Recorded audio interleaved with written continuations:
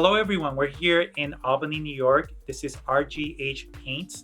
We're going to be talking with the owner today, meeting him for the first time. His name is Rolf Haram.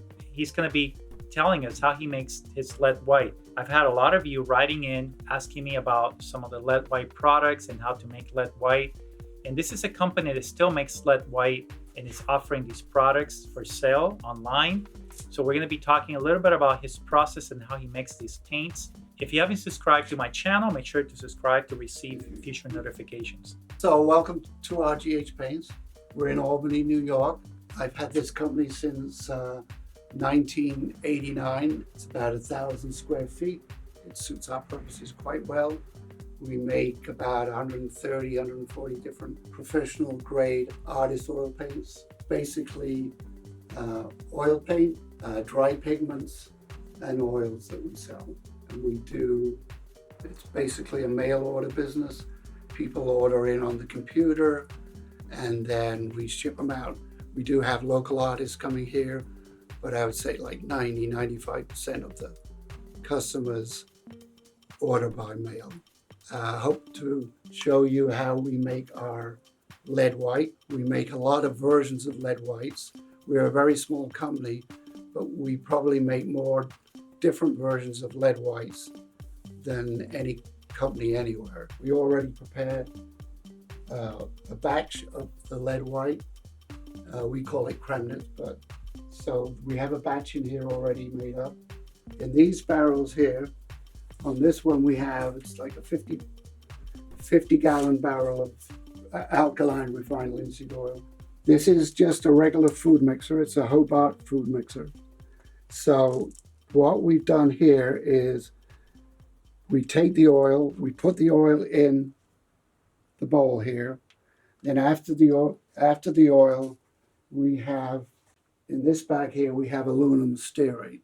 So that aluminum stearate, as I was explaining earlier, we don't put any fillers in any of our colors.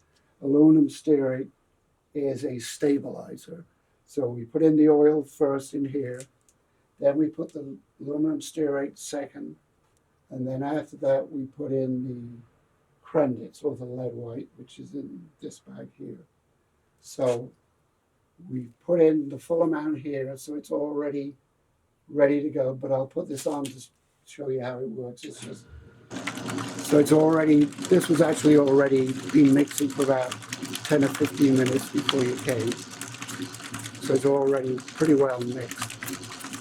So in a minute, we're going to turn this off, and then we're going to put it on to our what's called a 3-roll mill. Okay, so that's enough mixing. This machine over here is called a 3-roll mill. So the difference between the paint that's in here and the paint that's over there is this has not been dispersed. The mixer obviously just mixes it. Mixing is different than dispersing it. So, and I know you know this because you make your own paint.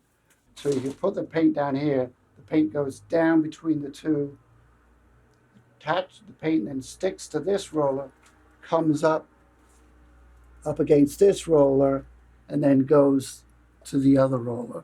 And then there's a blade over here. So here's the blade. Paint goes in there, sticks to the underside of this roller, and then when it's touching this roller, attaches itself to this roller, and then it comes over the top. And then this is a blade, this darker color here. This is a very sharp blade. This will take the lead white, and it just goes down there. So each color is a little different. Well, all the colors are quite different. They behave different because they're different chemicals.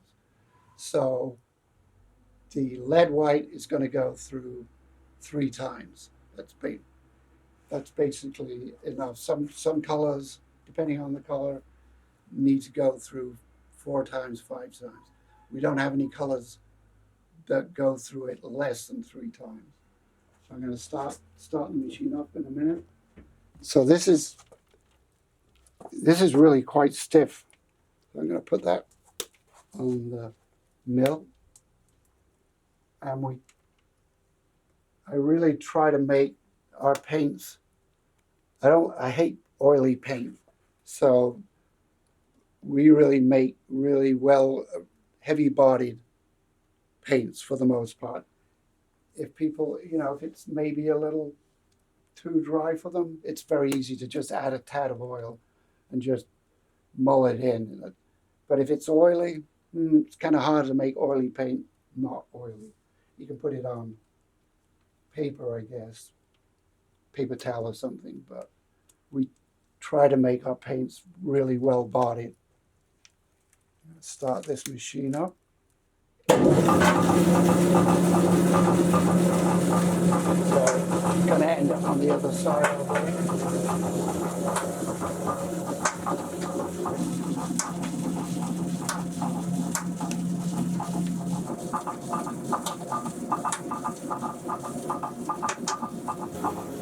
So when the paint was in the mixer, that's just oil and pigment mixed together, but paint needs to be dispersed. The pigment particles need to be dispersed. So this is what the mill does. The mill disperses the paint. So if you took some of this paint when it's finished, theoretically, each particle of pigment should have oil all the way around it. When it's in the mixer, you look at it and you say, I could paint with that. You could paint with it, but structurally, it wouldn't be strong. It would crack and just be no good. So, with the dispersing, the oil is what binds the pigment together. So this is what disperses it. So every particle of pigment will have oil all the way around. If you looked under a microscope, that's what you would see. Whereas if you looked under a microscope, when it just come out of the mixer, they would be all clustered. A whole bunch of pigment, particles of pigment would be clustered together with oil around it. So, which means the paint will be structurally unsound. This makes the paint structurally sound. So we're going to put this through about 3 times. Each time, when you put it through the mill, it goes a